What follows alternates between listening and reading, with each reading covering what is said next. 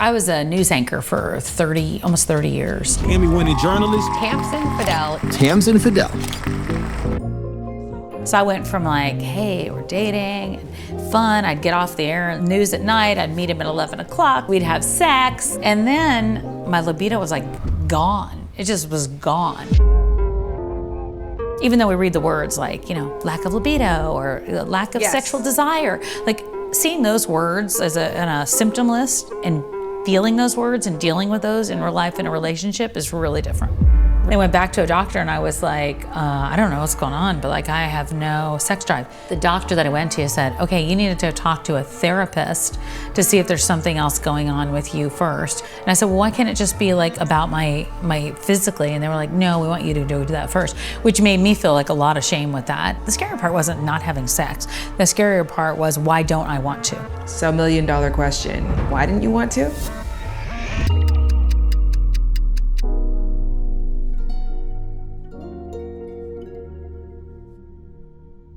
Thank you for coming. I come excited. bearing gifts. I hope you can sign a copy of my book. I would love. And I have a question. Yes. Do you play chess? I do. Yes? I'm okay. You answered it so confidently at first. Which one is it? Okay. Well, my father would be mad if I said no because he taught me, so I better say yes. Okay. Yeah, let's do it. But it's been a while. Let's do it. It's been a long while. I'm dusty. Okay. You believe it's magic. We're going to head upstairs, but before we sit in, I just want to go over our game plan. Yep. What are you feeling like talking about today? I feel like the conversation has been a lot about intimacy, partners in this conversation with menopause. You want to go into that? I would love to talk about that, and this is the place to talk about intimacy. I've got you. By intimacy, do we mean fucking or cuddling? We mean both. Okay. We mean both. We need both, don't we? Yes. Okay. Sometimes we mean one, sometimes the other, and sometimes we mean both. So I love this plan. All right, let's go. Let's go.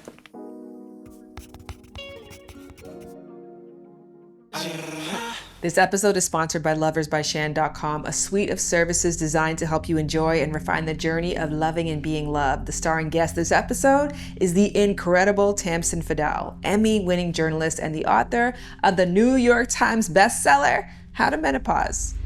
This podcast studio replicates the oxygen levels on planes in their studio because it improves people's cognitive function. Is that what they do in Vegas when they pump the oxygen into the roors? Yeah. We just had a big party there, a menopause party. Yes. The world's hottest menopause party. Do you know Katie from UTA? Yeah, of course. She's my agent as well. Yes. Yes. So I just came. had lunch with her last week, so she was telling me all about it. Good, yeah. So she was, and then she suggested you to the podcast, and I was like, Oh, Katie, it's so nice. you're a little late. We've already scheduled it. Thanks. She's awesome. I really love her. She came out. She was like, I'm going to come to Vegas. And I go, Katie, you do not have to do that. She came on a Saturday. She came in with her boyfriend. Yes, and they had a really good time. They stayed the whole time. And it was fun. We put it together in 6 weeks. I still don't believe it happened. But There it was probably fun. is no greater gift than doing those things I'll say this to liken it because the work that I do, I talk about sex for a living, and so I don't orgasm from penetration alone. Yeah. And that's always been a thing of sort of shame or I know. feeling like you're not enough. You're not the ideal. Yep. Right? Yep.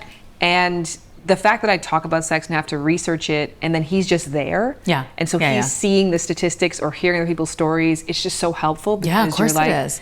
I don't have to have these kinds of conversations for myself, or because it's contrary to what you're all else hearing from everybody else. So I'm sure Katie coming with her boyfriend, him overhearing these conversations, she's like, thank you. Yeah, I think that's what happens though with the men that are coming, and we're seeing more of them. And I think it's I do liken it to this a lot of times. I feel like I'm telling men why their wives might not want to have sex with them, and then it makes it easier. You know what I mean? I'm breaking open the conversation. So whether it's with the documentary or the book or the party like that, because it was funny. Even my whole family was there, and so we had guys in the audience, and I wasn't thinking of that. But when we left, I had a lot of them thank you. That was eye opening. Yeah. I go, I'm glad. You're welcome. I've been to the wife you're welcome. But yeah, it's a thing. It's real. It's real. Because if we don't know it, why would men? There's no reason at all. And I also think that especially when it comes to sex, we talked a lot about lube and the fact that it's not just I'm 20 and I have lube, that shouldn't be something that's shameful or embarrassing. And I think that we, even with the word, it wasn't even there wasn't even sexual wellness aisle except for condoms, you know. So I'm hoping that things change a little bit faster, and we're seeing some of that now, bit by bit. It's so fascinating too to kind of get when you get older and you start to see the ways in which young people sabotage themselves. Yeah. Because they'll say things like, I don't need lube. Like, what are you talking? That's for grandmas. Yeah. And then you're like 32 years old, postpartum, and now you're like, I need that. How do I incorporate this into the conversation? Because I made my whole identity, you know, this very different thing. And so even when it comes to sex drive, right, the guffawing and the like making fun of other women, at the end of the day, we're all temporarily able-bodied. Yep. If we're fortunate, we will become disabled to some capacity, and increasingly so as we get older. So you have to just adopting the language that makes it easier, not just for those who are going through it, but for your future self. Yeah. Huge. Yeah, because it's good. You're gonna, if you're lucky enough, you're gonna get to that point in life. You know, really, I think about that a lot. I think about the fact, like, okay, what was the option of not going through menopause? Not being here. That's the other option. I mean, that is the only option.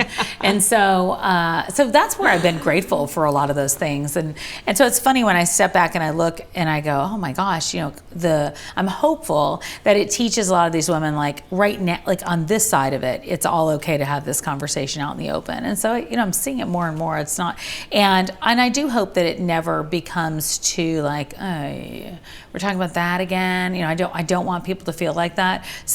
I was on tour and somebody raised their hand and she was like, you know, I play pickleball and my partner said that I'm using perimenopause as an excuse. And I was like, what? And have we already gotten that far in this, you know, with that word, which I had no awareness of, because for me it's education. And she goes, yeah, they said I'm blaming my symptoms on that. And I said, well, send them to me. I don't know what else to say at that point, or find new partners. And so, because I don't want it to be, you know, used against women in a way that's not kind, because then we are silenced again. That's also kind of the like fear sometimes with educating men about stuff, is because that's vulnerability, period. Sure. When you share a tender part of yourself, you're exposing a weakness. My friend described it as, if you have a castle, when you're vulnerable, you're saying, oh, if you attack here, no, you'll be able to invade very easily. And I was talking about, you know, now with the even menstruation, there's an awareness now of like the follicular phase and ovulation, and then the luteal phase, and the luteal phase is kind of having a moment. Yeah, it is too. It's kind of having a little moment right now, and you're happy to share that with your partner, but you also don't want them to attribute the fact that you're upset that they said that they would do something and they didn't to your luteal phase. Yes, when it's really it's your lazy phase. Yes, we don't need those used against us when we get smarter. Right. Yeah. So there's a kind of a fine line of like understanding and championing, and then weaponizing, and not using it against. I mean, I do think that, and I do, and if I find myself saying that often when I talk about this conversation in the workplace too, is that we don't use that against women, because now everyone's on to what we're going through. You know what I mean? What all of our transitions. Mm-hmm. I was a news anchor for almost 30 years. And when I realized I was in menopause, it was because I had a note from my doctor, who I thought knew everything. It said, in menopause, any questions? And that was it. And that set me on this road of like, what? Yeah, 4 words. That was it. Like, in menopause, ... Any questions? That was kind of like in my note, my patient portal. Yeah, it was typed in my patient portal. And I went, wait, what? How? I'm too young for that. I was 49 at the time. Not too young at all. And it set me on this road of discovery of like what to do for myself. That's all. I wasn't going to talk to anybody about it. I was in a career that embraced youth, and so that was not a conversation. Hey guys, just want you to know I'm in menopause now.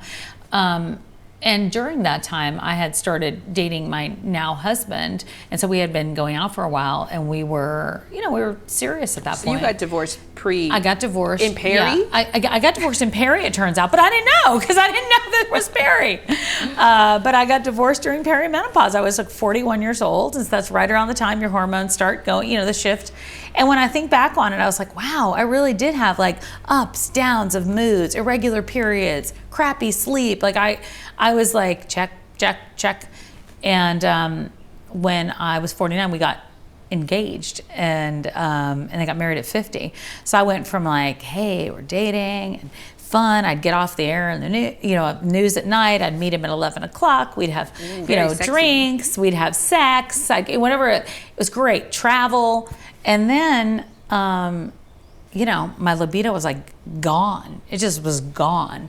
And I don't know exactly, it wasn't like one day it happened, but we got married, we went on a honeymoon, and I was like, oh my God, like I'm in this gorgeous place in Hawaii. Like I should be, this is like amazing, beautiful wedding. And I had no libido. So I really went through a bit of a struggle with that because I had no idea. I just didn't understand how deeply, even though we read the words like, lack of libido or lack of sexual desire, like seeing those words as on a symptom list and feeling those words and dealing with those in real life in a relationship is really different.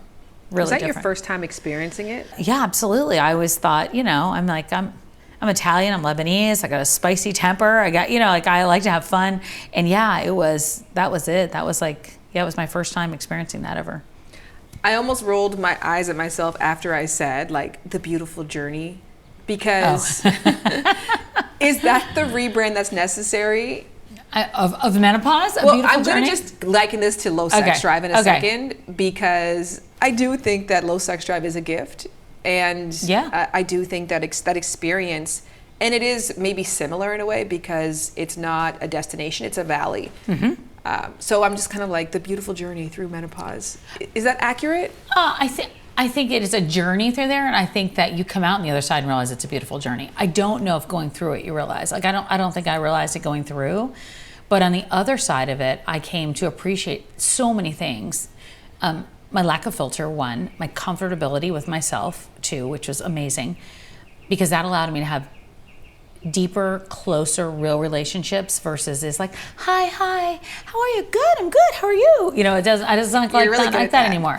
But do you know that where you're like, now you hear it and you go, oh, so I do feel that like realness. I can feel people a little bit differently, and I think that comes with going through some of this disruption in life and this transition. And then I also think that my relationship actually grew stronger out of that lack of sex drive, and then having to be honest about it and then work through it and have that conversation, which is really uncomfortable. Because what happens with that is oftentimes, well, for me, I felt this like, oh my God, am I not that like sexy woman anymore that he thought he knew? Like, did I lose that part of me? And then I realized I didn't. It just is just a different drive and a different part of me. And then I learned my body better, and then I actually learned how to have sex better. It all. But that took time. Like I wouldn't have said to you 3 years ago, like, it's great, Jan. I love it. This is great. I would have been like, journey. What? I wouldn't have said, no, I wouldn't have. But now I look at it and I'm like, wow, there's a reason for every one of these seasons, and not to rhyme that, but like there is like a real purpose behind each one of these seasons we go through, but it's hard to see it when you're in it. I wonder if sometimes I have to like think about what I'm saying and how applicable it is, because I do want dry spells to feel like a positive thing. Yeah. And the strength of just living enough life is that you just see the pendulum swings. Yes, and majority of the time where you have all the panic on one end, it's just you get the hindsight bias of like, oh, it all worked out. Mm-hmm. And when you do that enough times, then you can give yourself the gift of, as Cree Summer put, not going through the ritual of panic. Right. And also acknowledging that there is a lot of strength that can happen during these periods where you have to rediscover yourself. Like you have no choice but to redefine yourself, because everything is changing so fast. So I guess I'm just kind of curious if that is it possible to enjoy menopause?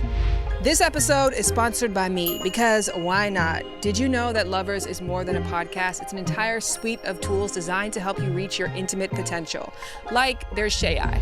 You can ask my AI anything, or as I call her, Shay-I. Sign up for my weekly newsletter or check out my free resource library of quizzes and worksheets at loversbyshan.com. Want more? Join the Lovers community for $20 a month. This is a space to connect with others who share our passion. Book one-on-one time with me, join weekly classes, and even be a part of the podcast. Okay, that's a whole lot of information, but here's the bottom line. If you are ready to enjoy the journey of creating a euphoric, intimate life as much as you're going to enjoy the destination, then head over to loversbyshan.com. I'll see you there. Is it possible to enjoy menopause? I have. I mean, I changed my life. I really did, and I had no intention of doing that either, which is the interesting part. I had no intention of leaving a job. I really didn't know I was going to get married ever again. Like, I had a disastrous first marriage, so that was not on my to-do list. And I don't know that I was looking for new friends or community. I thought I'd already had that part settled in my life. So I think there's some real gifts in it. But I do think that time for pause is really scary to people. I do think that. And I do think that, and here's why. I think that there's a lot of ageism wrapped up in the idea of menopause. So then people think like, oh God, this is the end. Like, this is what people were warning me about. It's the end. And I don't think that's what it is. I think it's what actually brings you back over to here with that pendulum. Do you remind yourself of a version of yourself? Oh yeah, I know. Like a childlike version, or? Now? Yeah. I think the unfiltered part, yeah, every once in a while I'm like, I would have never said that at 32. I would have been like, I want to do everything right because I want to get it all right because I know what I want next, you know? So take me back to your honeymoon. You marry your Prince Charming.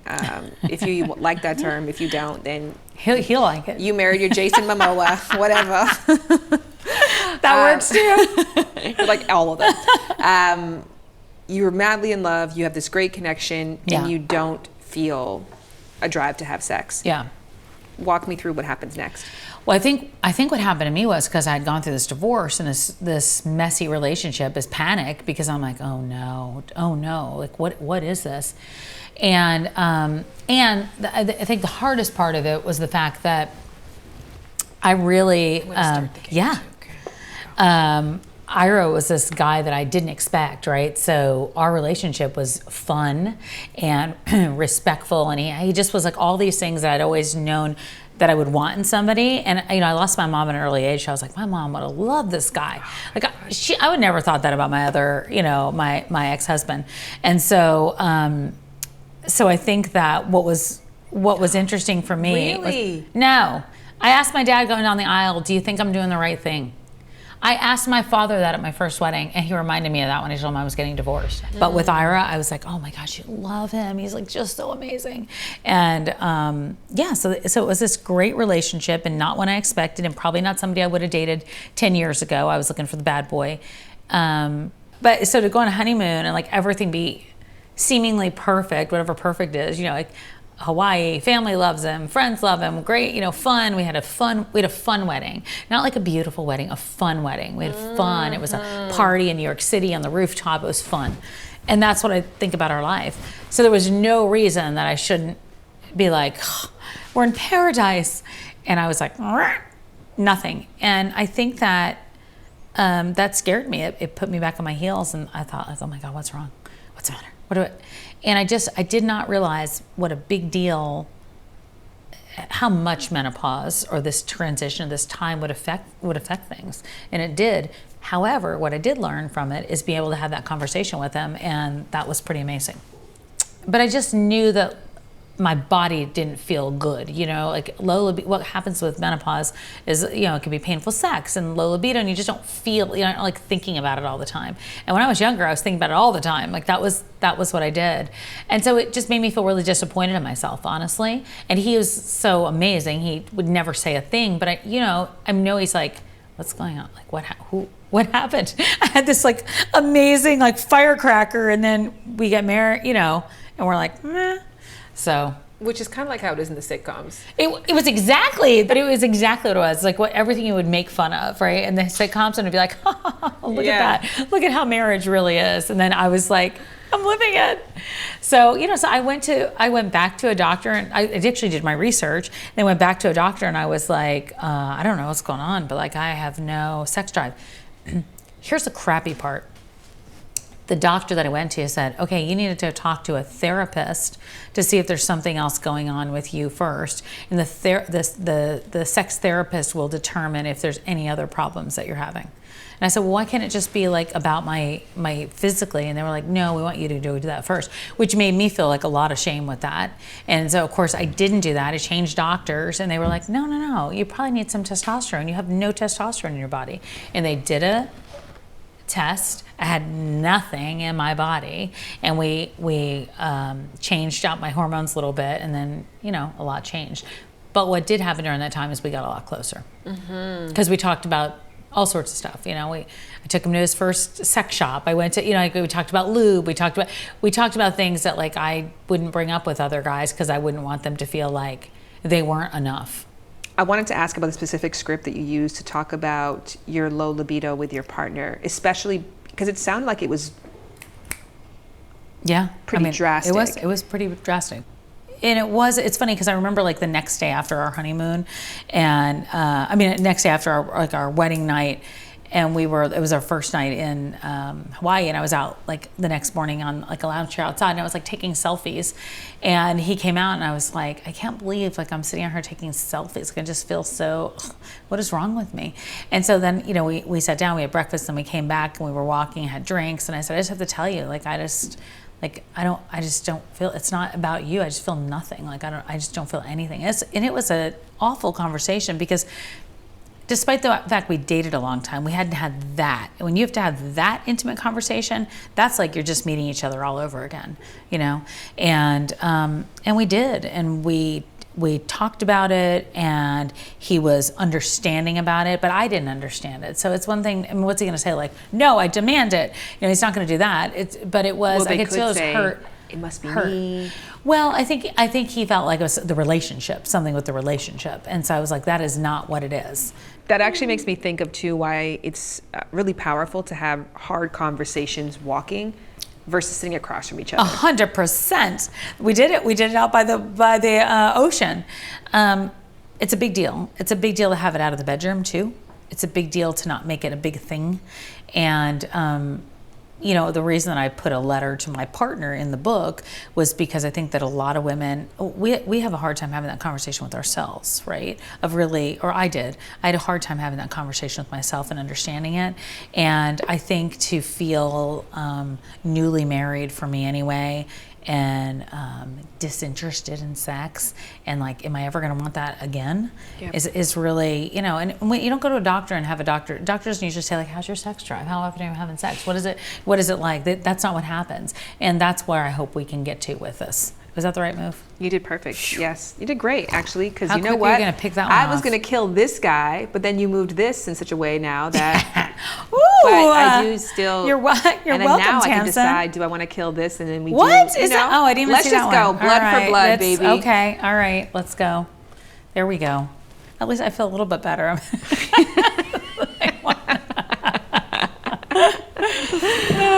And so it begins. Now I'm on your side. Right. I am amazed that you had the courage to have it on your honeymoon.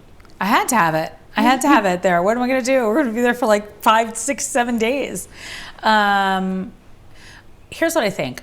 I do wish that I had understood more about all these things. I wish I understood what low libido really meant. Like, I don't think that I was smooth. I don't think that I really understood that. I think I've seen it, I've heard the commercial and, and all different things. I don't think I really understood that it was confidence that was all part of that. I didn't think I understood that it was all like wrapped up in a lot of different things and how it affects somebody else.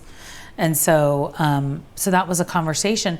But I will say this, like I did come out of that with a whole different level of confidence about myself and about who I am and about what I know about my body and what I don't know, and that, what I like and how I can explain my body to somebody and not have them feel insulted, because that's really hard. Like when you're telling somebody that, we've been sleeping together for a while, this is what I want instead. Those are kind of odd conversations, because a lot of times guys or a partner may feel insulted. Have you never liked this? Yeah. And so I do. It's like this weird, like, oh God, I got to think of 100 things, myself and that and all this stuff to make it be okay. There was a couple of different moments. Like I had a moment that I wrote about in the book that I didn't even share with him until the book was published, because I was like, he is not going to be okay that I'm sharing any of these stories.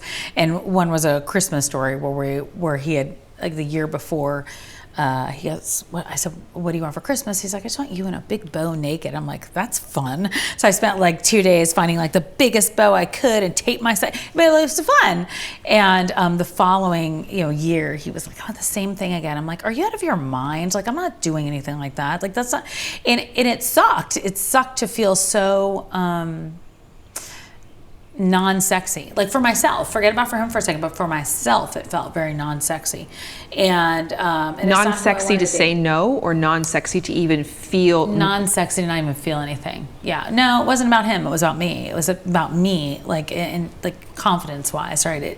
It felt like, oh gosh, like I like my sexy self. Is that part gone? You know, is that cute, flirtatious, fun? You know, those kind of things that in my head. You're not currently in a period of time of I'm not. The dry spell. I'm not in my dry right now. Right. So God. can you walk us through that of coming to a place where both you and your partner understand, accept, and then deprioritize sex maybe? Yeah. And how do you then get out of it? And why actually, I hate when I ask multiple questions in one. It's like, bitch, you could just let me just stick with one. That's my one question. Then I'll ask another one. How would you prioritize it? Yeah, where do you go? How do you go from we're on our honeymoon, we have this conversation, hey, this can't be the focus because my body's not feeling it. I have to go to the doctor. And that tender place there to where you're at today. Yeah. I mean, it was a road. You know, it was a road. It's been 2.5 years since we've been married now, almost 3 years. I did go to the doctor. I did and by the way, I want to say this too. That's not a conversation that's really comfortable to have with the doctor either. Like I felt really embarrassed by it and wound up going to another doctor because I actually really thought something was wrong with me when they sent me to a therapist. But I finally, I got a doctor that I'm with now, and I was like, listen, I have no sex drive. Like I don't feel sexy even, more or less want to have sex, more or less is it comfortable. And so, and so I found somebody that I felt really comfortable talking about. She explained like, here's what's going on in your body. Like physically, yes. And here's what you don't have and here's what you do have. And so it took me a while to decide that testosterone was something I wanted to do because I was like, am I really adding another thing to this routine? Like, can I just get through some of this on my own? Like, how come I'm so weak that I can't just get through it on my own or figure another way around? And I wound up starting testosterone and feeling a little bit of a difference, and then adjusting some different hormones and paying attention to things. And not only, it wasn't just the medicine though, it was really like about understanding each other and talking more about it too. And, and saying like, this is what we're incorporating into, you know, our sex life now, and having more fun with it instead of making it be such a serious, because it became kind of a serious conversation all of a sudden, and that sucks. That sucks the life out of everything when you're going to make sex a serious conversation. And so we got to a place where it was just a fun conversation that we're having in other places, and not sitting in the bedroom like, but here's why, and here's what I'm thinking. And I think we got closer as a result. I know we got closer as a result of it. I know that I feel like I could talk to him about anything now, and I do. I feel like we have fun with that conversation, even when there's times that I'm like, don't rub my back, don't touch me. So even the other night, he's like, hey, and he rubbed my, I was like, don't with the back rub stuff. Like, just don't. I already know what that means. That doesn't mean that you want to give me a back rub. I already know. I was like, and just not tonight. Because I was just feeling like bloated and awful. And so it was like a laughing moment, not like a tense. I would never have said that before. I would have been like, okay. Or I don't know what I would have done, but it wouldn't have been make it fun. And I think that that's what the communication's about. I love that. I want to talk about why having a dry spell has led to your best sex ever. Yeah, of course. But first I want to ask, what kind of sex do you have during a dry spell? Oh, I mean, I always love like making out, kissing, and being touched. Like I do love that. You know, with a dry spell like that, because sex is painful during this time, that there's not really any sex that you really want to have. You know, it really is just not.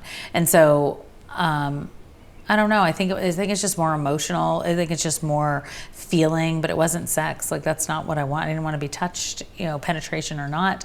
I didn't want to, I just didn't want to do anything. I didn't want to do anything with him, you know. I just didn't want to do anything. And I think there's a real pain when it comes to that because you're dry, you know, your walls are dry, the lack of estrogen, the lack of all the things that are going on in your body, not to mention a lack of libido. Mm-hmm. And what a gift to know that it is physical and it is not an indicative of some type of Yeah, and that was scary. That was the scarier part. The scarier part wasn't not having sex. The scarier part was, why don't I want to?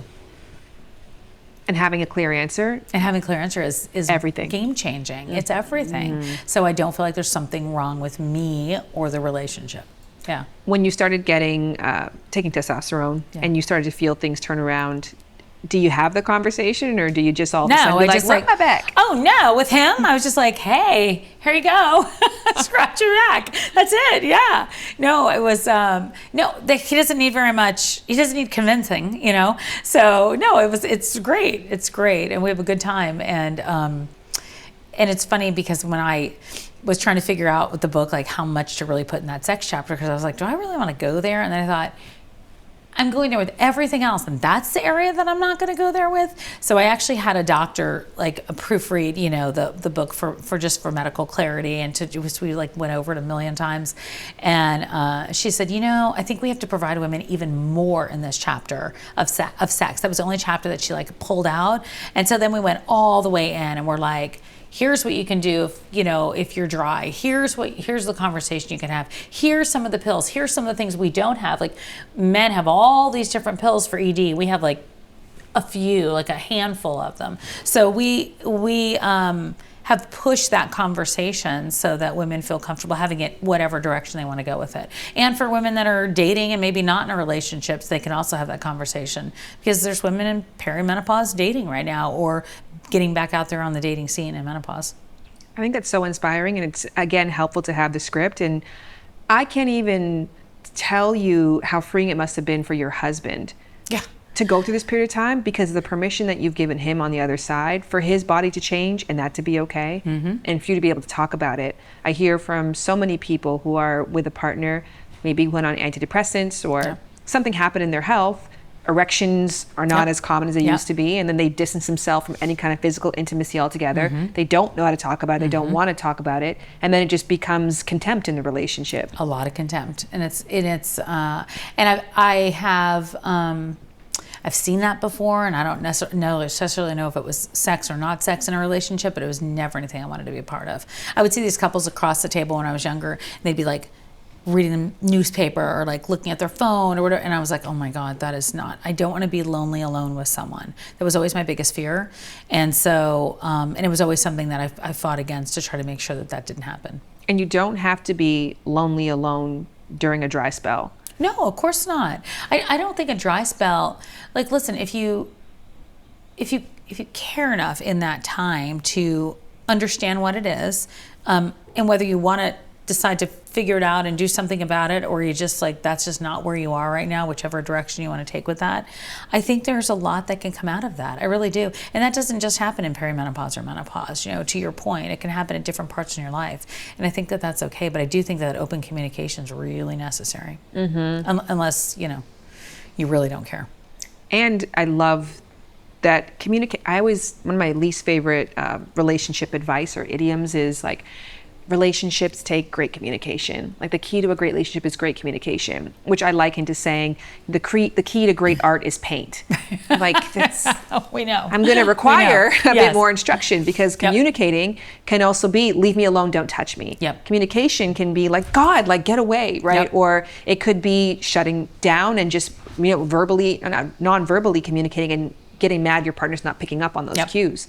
So it's that, again, I can't even go back to how inspired I am by the story of experiencing it, noticing it, feeling like this is really different, and then having the strength in yourself and the strength in your partnership to talk about it right away, even on your honeymoon. Thank you. You know what though? I think that I was fearful if I didn't, that I wouldn't know what was going on with me, if that makes sense. Like I'd done enough research to kind of understand it. I didn't really understand the level that it would affect me. I really didn't. And I thought that I had been through all my symptoms, but this was one was one that affected him too. To land the plane and round things out, I want to hear about your great sex life now, because I loved that you gave that advice that, during a dry spell, it's okay to not be having any sex if it's not comfortable for you. We're not trying to find a way to like work against your body or fight against the grain. But I think that's when you become resentful. Yeah, I mean, for me, that I would, So tell me why a dry spell has led to the best sex of your life. I think that sometimes we have people that get very insulted because they feel like this is the way sex should be. We should kiss, fall into bed, it should be hot and steamy, this is what we do, this is what sex is. We have this visual one of the doctors that I talk to often about testosterone, and she treats a lot of men with ED. She said, Hollywood did us no favors by showing us this, like, this is how sex is supposed to be, and if you're not having sex like that, you're not having it. And Ira and I don't always have sex like that. Like, it's laughing, it's joking around, it's like an all-day Sunday day, it's intimacy, being alone, it's not being embarrassed to want anything or try anything. And I think that that's what the dry spell taught me. Mm-hmm. And so it taught me who I am more than even taught him who I am. Well, cheers to the beautiful journey of dry spells. Thank you. Thank you. Cheers. Well, what are you excited about right now? I know that you have another book coming out. Tell me all the details of what is getting you turned on for life. Getting me turned on. I'm turned on right now because I'm excited about having another World's Hottest Menopause Party. So we're in the works with that because I like to celebrate this time because I do think that there is some joy. So I'd love to officially invite you to it. Oh, I love, my gosh, thank you. Come talk sex with me. I love that. And, we're working on another film too. The M Factor documentary was really showed me in a lot of ways that we need to get this conversation into communities that aren't having it and give people access.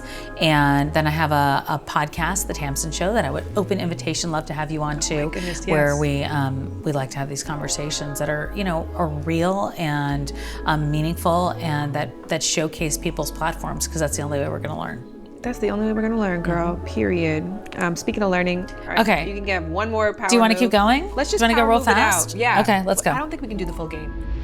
For those of you who want to know, I did beat Tamsen in chess. Yes, I am petty. And yes, I also want a rematch because I'd love to see you again. And if you want to see Tamsen again, go to her Instagram page, Tamsen Fadal. Grab a copy of her book, How to Menopause, wherever books are sold. Check out her World's Biggest Menopause Party at tamsenfadal.com and listen to her podcast, The Tamsen Show. Now, while listening to this episode, you might have had some questions around your own sex drive. I know I did. So I rounded up 3 doctors to give us everything that we should know about our desire. So join me in welcoming OBGYN Dr. Mickey, lifestyle medical physician Dr. Lean, and pelvic floor expert Dr. Janelle Howell, aka the Vagina Rehab Doctor. This is a highlight of our hour and 15-minute conversation. So if you want to listen to the full thing, go to loversbyshan.com/community. Let's get into the discussion. I want to start first and foremost by just answering the question, what even is libido? To me, libido is this desire or appetite for sexual activity. And I would even go as farther to say a curiosity, because sometimes even for food, we're not extremely hungry, but as my husband says, I can eat. And sometimes I feel that with sex, just from the movies and media, we think that we'll have this ravenous desire for sex. But even just a curiosity or fantasizing, I think that's also a part of desire. So overall, I believe it is an appetite for sexual activity, even if it's a small appetite. Really important in that definition is that it bothers you. If it doesn't bother you, then there is no pathology. With that in mind, I love that we chatted about the biopsychosocial model. Or, for example, in Tamsen's case, she said she went to the doctor and her doctor said, see a sex therapist. So if you were the doctor that Tamsen went to see and she came in and said, guys, on my honeymoon, I just woke up and it was gone. Like my appetite was completely gone. What would you say next? What would happen next in your office? I think there's 2 different scenarios of who you can see. So you can either see your primary care physician, which would be internal medicine or family practice, like myself, internal medicine, or you might see your OB. So if you come to your internal medicine doctor, the single most important thing you can do to advocate for yourself and make sure that whatever chief complaint you had, it got checked thoroughly and you get a full workup, is at the time of calling your doctor's office to make that the reason for the visit. So what we often see is people would wait for their annual physical. You'll say, oh, it's just in a month. I'll just tell them then. And then it might be something that you might feel embarrassed about, and then you would leave it till the last 3 minutes of the visit. So I would say just to start with that, to guarantee the full attention and then the full workup. And then your primary doctor can start with a really good history. They can do some labs. They can do a physical examination. And then if you see your OB, we'll have Dr. Miki give some input on that. The biopsychosocial model, like you mentioned, is so important. I'm really glad that that provider sent her to a sex therapist, because that is absolutely a piece of this puzzle. But we can't pretend that there's not clear biological aspects to low desire, arousal, and orgasm dysfunction.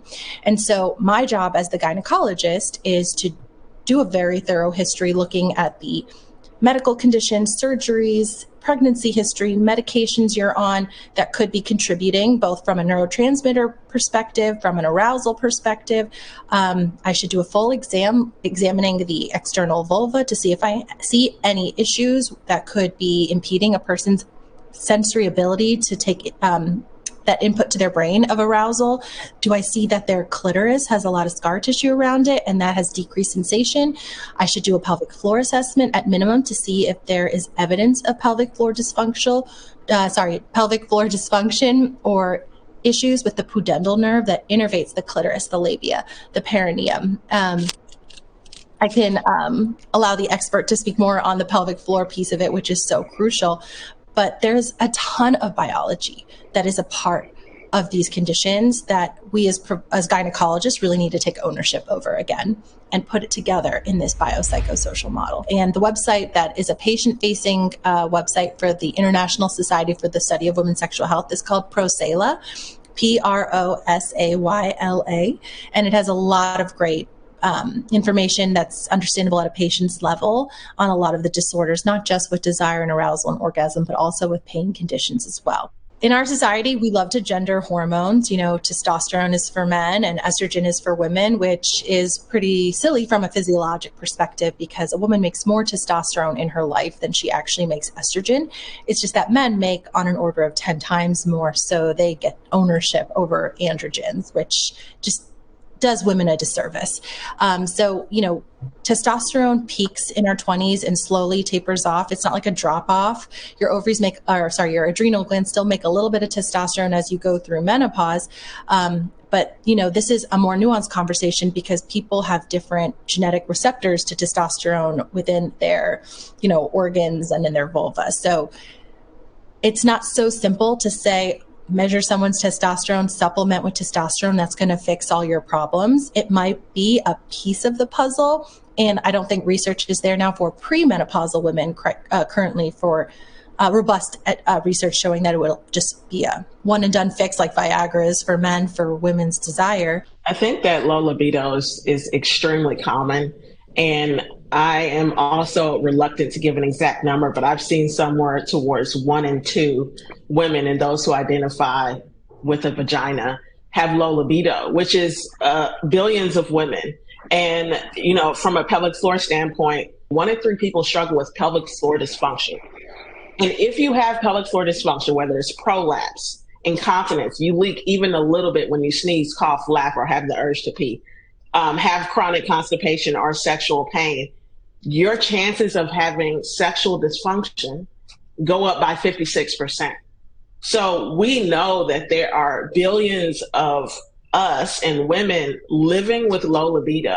And to me, it just deserves more of the limelight in research for sure. Also from an educational standpoint, going all the way back to medical school, what our doctors are learning in school about pleasure. Let's just be real. I don't think a lot of people take female pleasure seriously, whereas everyone knows about erectile dysfunction. Everyone can identify with what that means, but not a lot of people know about what vaginismus is, what vulvodynia is, these things that have such a huge impact on female pleasure and your desire for sex. So I think half of women and those who identify with it probably have some level of low desire. I think even from a testosterone standpoint, as you were touching on, we have to talk about how birth control and contraceptives impact our natural ability to make sex hormones. So, you know, I see a lot of women who are coming to me for sexual pain or like burning anywhere along the vaginal opening, the clitoris is hurting. And then I ask them, you know, are you on birth control? And they're like, yes, I've been on the pill for 15 years.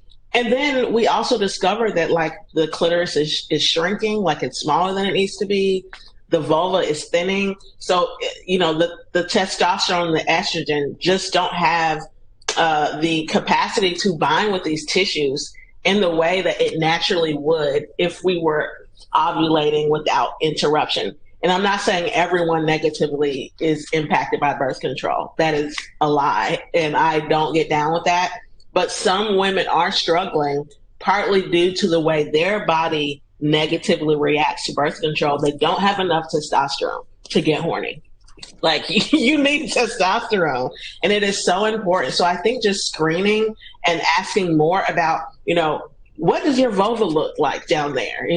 Can you even find the labia? I mean, there's issues where the inner labia is like fusing with the outer labia.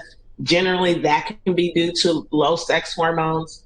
And it's not just birth control. There's postpartum. There's obviously menopause and all of these different issues where we need to be asking women about their hormones and testing them for it so that we can support the libido from a chemical level so that it's even possible to get in the mood. First of all, I want to acknowledge how very important your work is, because not everyone has a medical problem leading to low libido. It can be really simple, quick fixes, like the stuff that you teach. And that's how I came to be familiar with you, is that I saw you on Masterclass, and I loved your Masterclass. We went through it. Very important stuff that you teach. So, and I think that everyone in your community is already helping themselves by doing their end of that work. From my perspective as a lifestyle medicine doctor, I think of any health issue or any sort of wellness in life in terms of 6 pillars. So there are 6 pillars of health. So we start with our nutrition, our physical activity, sleep, very important, and then avoiding stress, avoiding risky substances, and then emotional connection. And then when we look at our nutrition, our sexual hormones are actually made out of cholesterol. So you need to get your healthy cholesterol in. We're talking about your avocados, we're talking about nuts, olive oil, if you like salmon, the healthy fish. That stuff will start by giving your body what it needs to start making the testosterone that you need. I was going to ask about that because a lot of people are having to make the decision between sex and sleep. Listen, choose sex because sometimes sex can help you sleep because of the endorphins that are released, and also because of I'm biased towards people who are experiencing pain. So from a pelvic floor standpoint, if sex is hurting you and you are finally getting to a place where you're now experiencing that desire again, I like to tell my community to use that momentum. So when you feel a desire, you want to act on it. If you're getting horny, you want to respond to it, because that's going to start to rebuild that positive feedback loop of I get a desire, I feed myself, and I enjoy what that thing is. And usually sex doesn't last more than 30 minutes. So you can still go to sleep after. I mean, unless y'all are having a 2-hour sex session, it shouldn't negatively impact your ability to sleep, especially if there's an orgasm involved. You'll probably sleep even better for the night. So that's my recommendation if it is consensual and an enjoyable sexual experience. Absolutely. I love that response, and I love the discussion around momentum. And I think that oftentimes, for me, momentum has definitely been paired with accepting that I'm at a different stage in my relationship, accepting that I'm at a different stage in my body, and then also having so much trust in my romantic partnership. And I say that to say because what happens in long-term relationships is we naturally stop experiencing what I refer to as the wave, where it's like, it's not even a choice. Like, my clothes are melting off of me at this point. I am ripping your clothes off. When you get that wave of desire, just naturally, I always say this, when I first got together with my husband, the first year we had sex every single night. And that wasn't a to-do, that was to have to. And then, year 2, you're like, okay, it's every other night. And then year 3, you're like, and I just made the comment to him that I'm like, we've been having sex with just each other for 10 years now. And that's a long time. And so before, I used to be somebody who I never liked angry sex. If we're having an argument, I'm not in it because I need to make sure that we're okay before my body feels safe enough to enjoy pleasure with you. Now that I just know we're going to be fine, if we get into a fight, I'm like, yes, like I can take this momentum and then I can have this experience and I know we're going to work it out afterwards. Similarly with jealousy, like I enjoy those feelings because they provide the momentum that I can then lean into and get to the other side. I want to say that to say because a lot of people a lot of people's low libido is partner specific. And not necessarily because their partner is doing something wrong. It could just be, again, the length of time that they're with somebody. It is so incredibly common. In fact, I would expect it in a relationship rather than, feel like there's a way to avoid it. Like, it's very normal. That being said, this goes back to that idea of novelty. That reward pathway in our brain is being triggered, right? When we first meet someone, that first date, or, in the beginning of a marriage, like, we are constantly feeding that reward pathway. And then over time, just like with anything else, that pathway is less stimulated and it needs something different to hit those receptors. And so that's why the concept of novelty is so important. That actually brings up a really good point, and why I think it's super important, not just with my sexual health patients, but a woman who's having her annual exam, that I have them hold a mirror on their thigh and follow along during the vulvar exam, because changes do happen throughout your lifetime that are going to also affect your desire. And that's where, interventions like, yes, pelvic floor physical therapy come in, but also, maybe you need to have, some scar tissue removed from your clitoris to free up some of those nerve endings. Maybe you would benefit from 2 of the FDA-approved medications for premenopausal women that exist, to increase the dopamine or norepinephrine in your brain to help with, just that little extra neurotransmitter deficit that maybe you're experiencing, or to combat maybe the antidepressant that you're on that's increasing serotonin that can cause satiety and, lower desire. Maybe some of the tissues within your vulva or your vagina are showing evidence of low estrogen and low testosterone, and you would benefit from some topical treatments with hormones to both increase blood flow, improve arousal, enhance sensation, things of that nature. Because if you are not perfusing your genital organs with blood, which we know is hormone dependent, not only will you have decreased arousal, you may also have pain. And that starts introducing a whole cycle of dysfunction with your pelvic floor and your pudendal nerve down there and those tissues. And eventually that, pain can cause a psychological dislike of any interaction with your vulvar area. So you start, subconsciously avoiding touching it, avoiding having sex. So helping women see their own anatomy, identifying problems before they become, seriously pathologic, can really do a lot in prevention of sexual dysfunction later on in life and keeping your libido, maintained. Dr. Janelle, Dr. Mickey, Dr. Anita, thank you. This was so mind-blowing. Thank you for the help, the assistance, the guidance that you gave. And if you wouldn't mind, can you stay a little bit longer in the lovers community for us to go a little bit deeper? And plus, a lot of people have individual questions they would love to run by you. Yes? Okay, amazing. For everybody else, we're going to sign off right now because we want to go a little bit more intimate, a bit more deep. If you're interested in being a part of intimate conversations like this, joining other classes, having one-on-one sessions with me, and so much more, go over to loversbyshan.com/community. And for everyone else, we'll see you next week on the podcast. Bye.